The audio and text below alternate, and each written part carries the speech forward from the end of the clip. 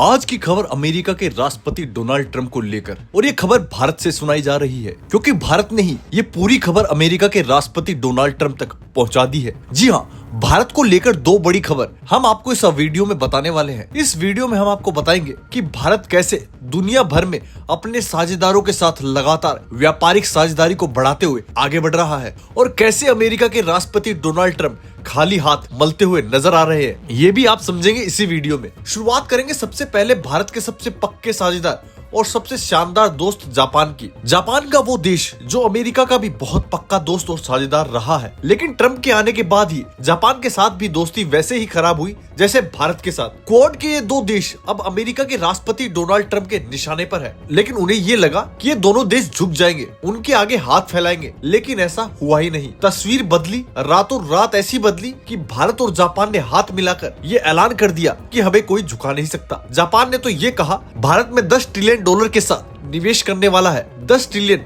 ये ट्रंप की भाषा में 68 बिलियन हो गया। अमेरिका की राष्ट्रपति को यह सदमा जरूर लगना चाहिए, लेकिन इसके साथ साथ अभी ट्रंप के लिए एक और बड़ी बुरी खबर है, और ये बुरी खबर भारत के एक और सबसे मजबूत, सबसे पक्के साझेदार रूस से आई है। रूस ने भी लगातार अमेरिका की सरदर्दी बढ़ाने का फैसला लिया है, जिस बीच उसने भारत को लेकर कुछ फैसले लिए हैं। 50% टैरिफ लगाने की घोषणा की है। उसे लगा कि भारत और रूस की दोस्ती टूट जाएगी, दोनों अलग हो जाएंगे, लेकिन ऐसा हुआ ही नहीं। रूस ने तो भारत के साथ मजबूती से खड़े होकर एक के बाद एक नए ऐलान कर दिए। अब ऐलान है भारत को तेल बेचने को लेकर, वही तेल जिसे लेकर ट्रंप ने टैरिफ की घोषणा की थी। अब यही तेल अमेरिका और अमेरिका के राष्ट्रपति का सरदर्द बन चुके हैं, क्योंकि इस तेल को लेकर रूस ने ऐलान कर दिया है कि वो एक नया रूट भारत के लिए, अपने दोस्त के लिए खोल रहे हैं। अब हम दोनों की खबरों की तरफ बढ़ेंगे, जापान की भी बात करेंगे और यहाँ पर रूस की भी बात करेंगे। पहली खबर जापान की। जापान और भारत ने तो मिलकर ट्रंप की लंका ही लगा दी। वो ट्रंप जो क्वाड को निशाना बनाने में तुले थे, अब वही क्वाड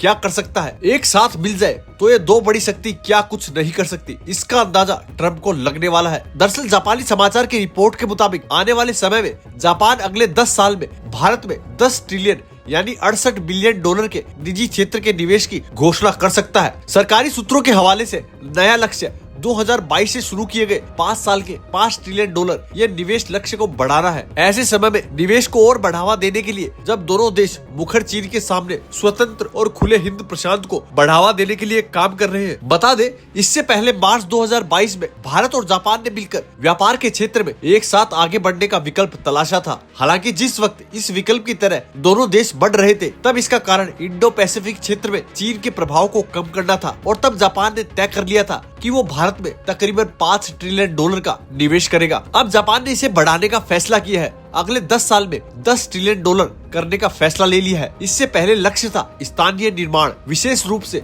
सेमीकंडक्टर, इलेक्ट्रॉनिक वाहन, उच्च ऊर्जा के निर्माण को बढ़ावा देना। इसके अलावा Bombay Ahmedabad high speed rail परियोजना भी इसी निवेश का हिस्सा थी। जापानी सरकार और मोदी के बीच शिखर सम्मेलन के बाद जारी किए गए जाने वाले परिणाम दस्तावेज में नए लक्ष्य का उल्लेख भी कर सकती है। कदों के मुताबिक जापानी और भारतीय सरकारें आर्थिक सुरक्षा के सहयोग की संभावनाओं को तलाशने के लिए नए ढांचे पर सहमत होने का प्रयास कर रही है। इस रूपरेखा में सेमीकंडक्टर, आवश्यक खनिज, संचार, स्वच्छ ऊर्जा और फार्मास्यूटिकल उत्पादों की चर्चा को प्रमुखता से रखा गया है। गौर करने वाली बात यह है कि भारत जापान मिलकर इस निवेश पर ऐसे वक्त पर काम कर रहे हैं जब ट्रंप ने भी दोनों देशों पर टैरिफ की घोषणा कर रखी है। लेकिन इस घोषणा से अलग एक और सरदर्द है जो अमेरिका के राष्ट्रपति डोनाल्ड ट्रंप को सोने नहीं देगा। रूस ने यूक्रेन पर ताजा हमले किए हैं और उधर भारत को लेकर ऐलान कर दिया है कि रूस की तेल की आवाजावी को लेकर वो भारत के लिए अब एक नया समुद्री रास्ता खोल रहा है। रूस के प्रथम उप प्रधानमंत्री डेनिस मुट्रोवा ने रूसी भारत अंतर सरकारी आयोग की बैठक में कहा, रूस और भारत उत्तरी समुद्री मार्ग और उत्तरी दक्षिण गलियारे के संयुक्त अन्वेषण को लक्ष्य रखते हैं। मुट्रोवा ने कहा